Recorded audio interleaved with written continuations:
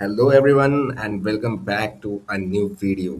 So today's video topic is why most Indians will never become rich. Honest truth. Okay. So start करते हैं. तो बताओ ये कि एक तुम्हारे घर में कितने लोग हैं जो सुबह 8 बजे उठते हैं, रात को 10 बजे घर आते हैं, पूरी जिंदगी मेहनत करते हैं और फिर भी मंथ एंड में पैसे नहीं होते. मैं अपनी बात बताता हूँ. ठीक है. मेरे पापा 35 ईयर्स तक उन्होंने जॉब की, कभी छुट्टी नहीं ली. ठीक है. फैमिली वैकेशंस वगैरह. ठीक है. थोड़ी बहुत. ओके. कभी किसी चीज़ की कंप्लेन नहीं की. और आज भी रिटायरमेंट के बाद उनके पास एक कंफर्टेबल लाइफ के लिए इतने भी पैसे नहीं हैं कि वो एक फॉरेन ट्रिप कर सकें. ठीक है.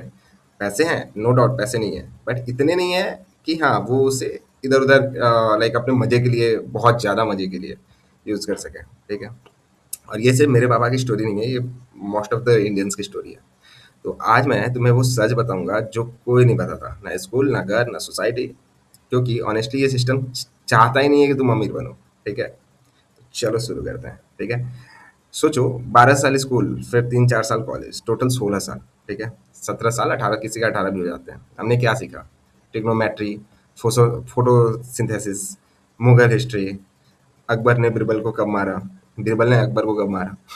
ठीक है. लेकिन किसी ने ये नहीं बताया कि टैक्स कैसे फाइल करते हैं, इन्वेस्टमेंट क्या होता है, ईएमआई का चक्कर क्या होता है, इन्फ्लेशन तुम्हारे सेविंग्स को कैसे खा जाती है.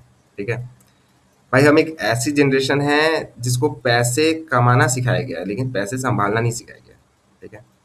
आज भाई का 30,000 रुपये या कोई भी X Y Z amount salary आता है, दोस्त बोलते हैं भाई पार्टी करते हैं. ठीक है. भाई भी एकदम खुश कि हाँ भाई ऑरा मेंटेन है. लेकिन क्या होता है फिर? वो पैसे वो खर्च कर देता है. ठीक है. और फिर हम वंडर करते हैं कि अमीर लोग अमीर क्यों होते जा रहे हैं और मिडिल क्लास क्यों रहती है. हाँ. सिंपल आंसर ये है कि उन्हें ये चीज़ें पता हैं, हमें नहीं पता. ठीक है. They are ready for everything. कि if something happens then what we will do, if something bad comes or anything will happen, what we will do to survive, to have a good better best life. अब ये वाला point थोड़ा mind blowing है, ध्यान से सुनना. तुम्हें कभी नहीं सोचा होगा कि अगर तुम अपनी सैलरी का 10% बचाते हो तो तुम कितने स्मार्ट हो? क्या तुम बहुत स्मार्ट हो? भाई ये एक ट्रैप है. ठीक है. एक एग्जांपल लेते हैं. मान लो तुम्हारी सैलरी 30,000 है. ठीक है. तुम 30,000 में से उसका 10% 3,000 बचाते हो, साल में 36,000 रुपये. अब इंडिया में जो इन्फ्लेशन रेट है रफली 6 to 7% है. मतलब जो चीज़ आज 100 की है वो नेक्स्ट ईयर 107 रुपये की हो जाएगी. ठीक है. अब सोचो, तुम्हारी सेविंग अकाउंट में जो इंटरेस्ट आता है वो 3 से 4% का आता है. लेकिन जो इन्फ्लेशन है वो 6 से 7% का है. मतलब तुम टेक्निकली हर साल तो गरीब हो रहे हो, इवन वाइल सेविंग. ये वो चीज़ है जो स्कूल में कभी नहीं बताया. सेविंग इंपॉर्टेंट है लेकिन सिर्फ सेविंग से कुछ नहीं होगा, है ना. स्कूल कभी में हमें ये नहीं बताता है. चलो कोई ना, मैं बताता हूँ. क्या एक अच्छी नौकरी काफ़ी है? ये वाली मेंटेलिटी सबसे पहले देखते हैं. ठीक है. यार हमारी पूरी जनरेशन को एक ही ड्रीम दिया गया है क्या, कि बेटा पढ़ो, अच्छी नौकरी लो, सेट हो जाओ, और हम सब ने मान लिया. लेकिन कोई नहीं बोला कि एक नौकरी, एक इनकम सोर्स, और एक इनकम सोर्स पे डिपेंड रहना 2024, 25, 26 और आने वाले टाइम में कितना ज़्यादा रिस्की है. कोविड आया, लाखों लोग एक दिन में जॉबलेस हो गए. एआई आ रहा है, पूरी दुनिया, पूरी इंडस्ट्रीज बदल रही हैं, कंपनीज ले ऑफ कर रही हैं, हायरिंग नहीं हो रही है. Even white collar job, IT, जिसको लोग सब लोग अच्छा मानते थे, वो आज के टाइम पे हायरिंग नहीं हो रही है उस लेवल पे. ठीक है.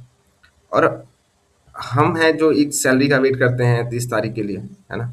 अमीर लोग एक नौकरी नहीं करते, उनके पास मल्टीपल इनकम सोर्सेज होते हैं, इन्वेस्टमेंट होता है, साइड बिजनेस होता है, रेंटल रेंटल इनकम होता है, और बहुत सारी चीज़ें.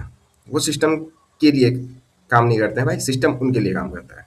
तो ये है डिफरेंस. समझ में आया क्या? अब क्या कि शादी, लोग क्या कहेंगे, और लाइफस्टाइल इन्फ्लेमेशन, ये जो चीज़ें होती हैं.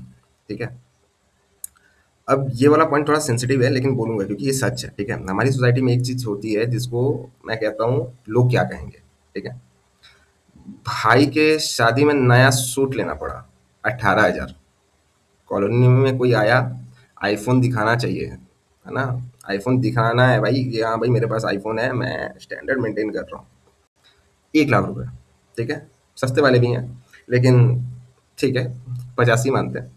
सैलरी बढ़ी तो घर भी लेना है भाई, घर बड़ा चाहिए भाई। सैलरी बढ़ी है, कैसे पता चलेगा हमारे रिलेटिव्स को कि बच्चा कमा रहा है ना। गाड़ी भी अपडेट करना है, गाड़ी भी बड़ा लेना है। ये सब मिलके एक चीज होता है जिसे हम फाइनेंशियली लोग कहते हैं लाइफस्टाइल इन्फ्लेशन। जैसे जैसे इनकम बढ़ती है, एक्सपेंसेस भी बढ़ जाते हैं, सेविंग वही रहती है, जीरो। ठीक है। अब क्या है, और फिर 40 की उम्र में ये रियलाइज होता है कि कितनी मेहनत के बाद हाथ खाली है। यार ऑनेस्टली बताऊं तो जो लोग तुम्हें जज करते हैं उनके खुद के अकाउंट खाली होते हैं। ठीक है।